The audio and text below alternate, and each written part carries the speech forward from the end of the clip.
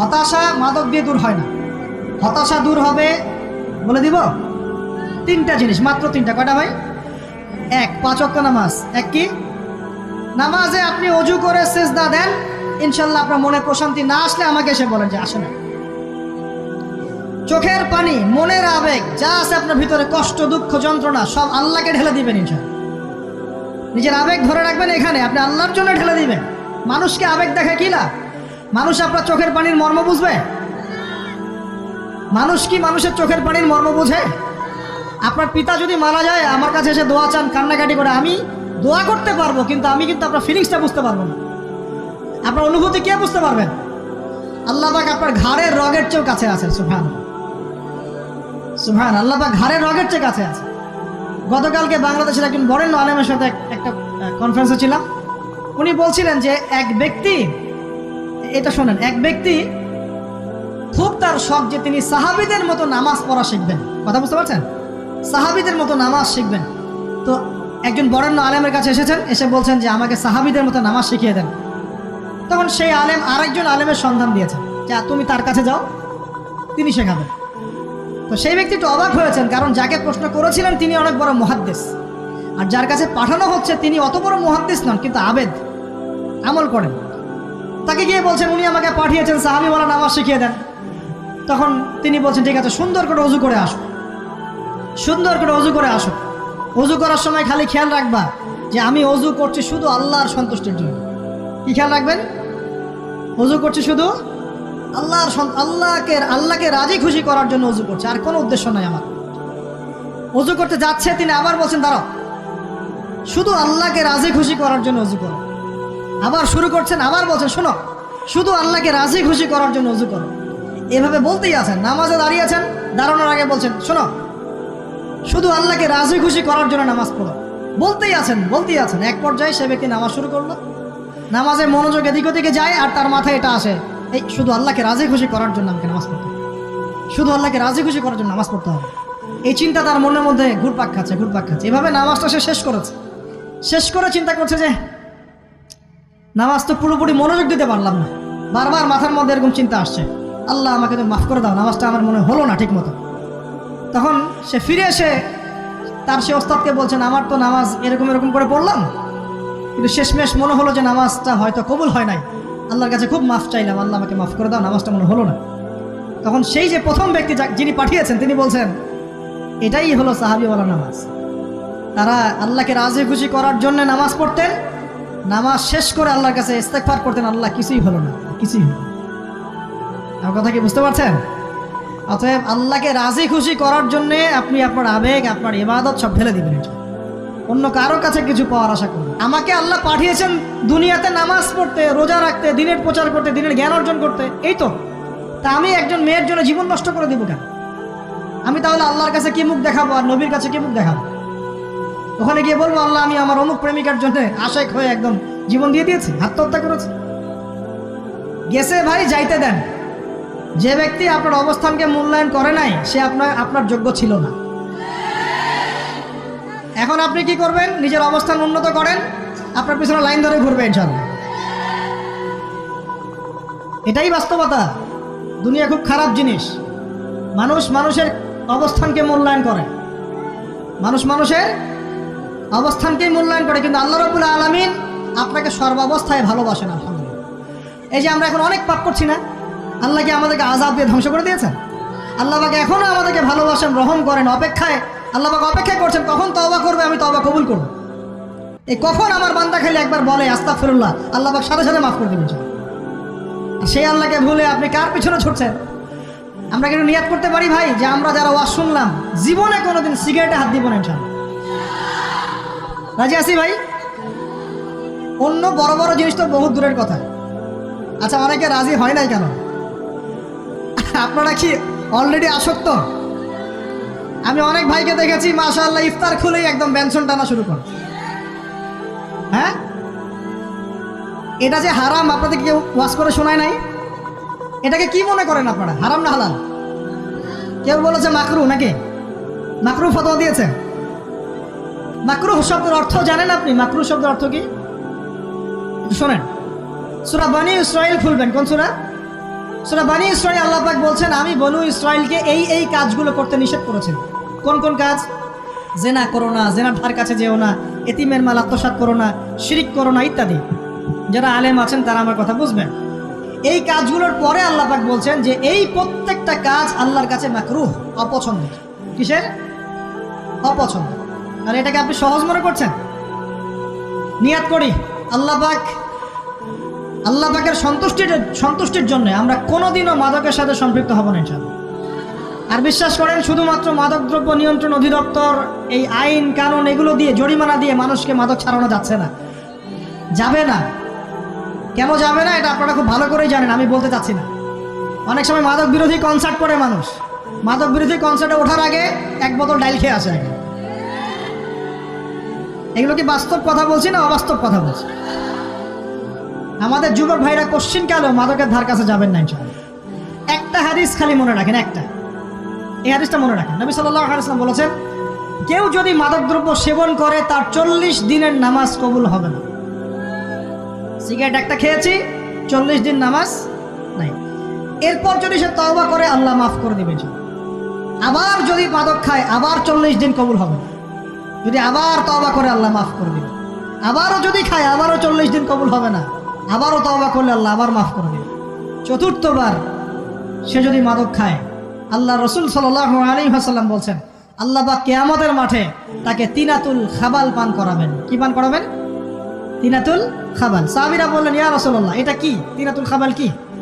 নবী সাল্লাল্লাহু আলাইহি ওয়াসাল্লাম বলছেন, এটা হচ্ছে জাহান্নামীদেরকে আযাব দেওয়ার পর তাদের রক্ত মাংসের যে পুঁজ বের হবে, এই যে ড্রিঙ্কস, জাহান্নামের হার্ড ড্রিঙ্কস, এই ড্রিঙ্কসের নাম হলো তিনাতুল খাবাল। আল্লাহ পাক আমাদের সবাইকে মাদক থেকে বাঁচিয়ে রাখুন। আমল হচ্ছে কোরআন তেলাওয়াত। যে ব্যক্তি কোরআন তেলাওয়াত করতে পারে নিয়মিত, তার মনের মধ্যে এই হতাশা, এই ভীরুতা, এই কাপুরুষতা কিচ্ছু আসবে না ইনশাআল্লাহ। আমি গ্যারান্টি দিচ্ছি আপনাকে, হতাশা আসবেই না আপনার মনে যদি আপনি কোরআন বুঝতে পারেন। কোরআনের একটা আয়াত নিয়ে কোনো সময় দেখা যায় 2-3 ঘন্টা সময় পার হয়ে যাচ্ছে, আয়াতটা ছেড়ে সামনে যেতে পারছেন। কোরআনের ভিতরে ঢুকলে আপনি দুনিয়ায় ভুলে যাবেন কি হচ্ছে আশপাশে।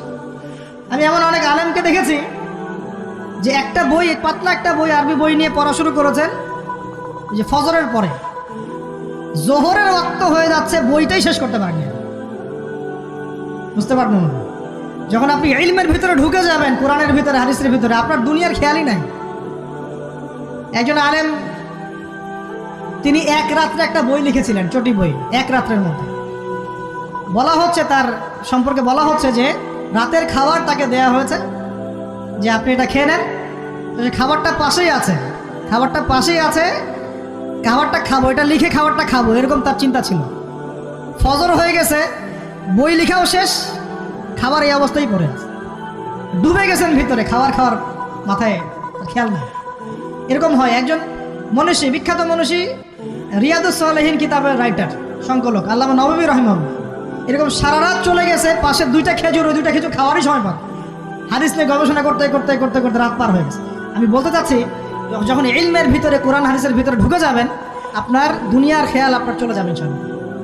এই টেনশন, হতাশা, এই সেই বাদ। তখনই আল্লাহ পাক আপনাকে তার পক্ষ থেকে রহমত দিবেন, বরকত দিবেন। আল্লাহ আপনার দুনিয়ার কাজগুলো করে দিবেন ইনশাআল্লাহ। তখন দেখবেন কেউ আপনার দুনিয়ার ওই কাজটা করে দিয়েছে, কেউ ওই কাজটা করে দিয়েছে, কেউ বাসায় খাবার পাঠিয়ে দিয়েছে। আল্লাহ পাকই এগুলো করাই দিবেন ইনশাআল্লাহ। তো প্রিয় ভাইরা, মাদকে যাবো না আল্লাহর কাছে আসবো? 2 নাম্বার কোরআন তেলাওয়াত, 3 নাম্বার আল্লাহর জিকির। 3 নাম্বার কি ভাই? আল্লাহর জিকির। চলতে ফিরতে সব সময় মুখ চলতে থাকবে, মুখ না চললেও মনে মনে মন তাজা থাকবে, মনে মনে জিকির হতে থাকবে।